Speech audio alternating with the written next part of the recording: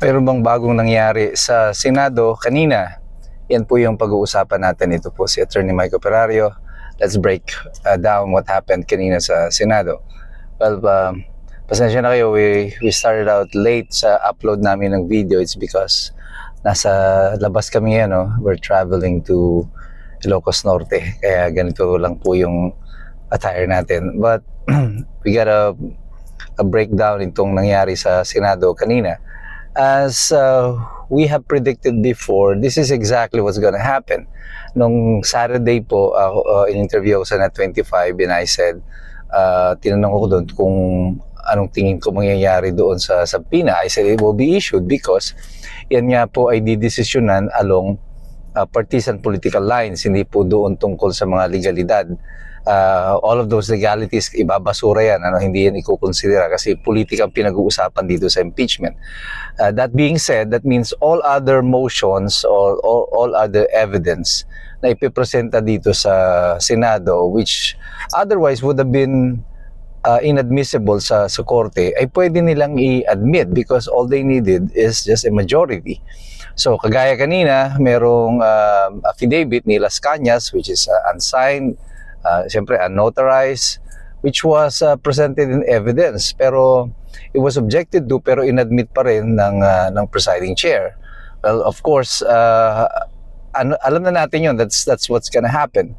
But the effect nito, again, nadadagdagan lang yung mga abuse of discretion na po pwedeng i-challenge ng kampo ni Sara Duterte sa Korte Suprema. Parami ng parami ito, no? As the hearing goes along, ang naipapakita nito sa taong bayan is that this administration is gonna do everything para ilatag lahat ng mga ebidensya na kahit hindi admissible. Yung mga bank records, AMLAC records, malinaw naman yung batas yan. Kaya lang, bend the law nga, no? So you bend the law so that magkasya pa rin doon sa kahit na safe na sikip ang kanilang presentation. Pipilitin nila na mapagkasya ito para lang makahanap sila ng ebidensya against Sara Duterte. What is very telling is yung pagtatanong ni Alan Peter Cayetano kay Chel Jokno na yung sinasabi nila dito yung sa confidentiality na kapag kay BBM, it's confidential. Pag kay Sara, hindi na ito confidential. And the law is very clear on this. And I think talagang magkakaroon ng constitutional challenge dito. However, ang tanong dito is that will the Supreme Court again address this on time? Makakapag-issue ba sila ng TRO to stop the proceedings at this juncture? Pero the fact of the matter is, again, babalik ka doon sa basic counting, 16 pa rin ang kailangan nila na boto. And everything that is happening right now doon sa Senado is correctly as we predicted. Yung statement po ni Matibag kanina, wala namang pinag-iba doon sa unang dalawa ng testigo. The same investigation report, same documents, and same conclusion. Wala pa rin silang alam kung meron talagang killer na hinire. And si Matibag, kagaya ni Lontok, nung naggagawa lang ng mga legal conclusion that the security of the president is also a national security concern, which of course many of us will disagree. I think the greatest national security threat at the moment is actually the president. If you will remember in history, meron pong mga conspiracy theories noon, which find basis naman in historical records. Si John F. Kennedy, one of the theories there why he was shot is that because of his addiction with cocaine.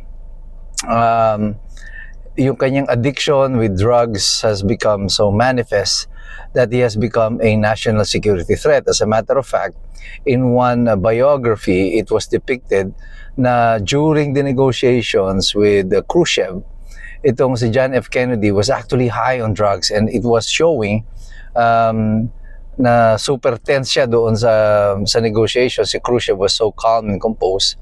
And si John F. K. was obviously parang he's so rattled.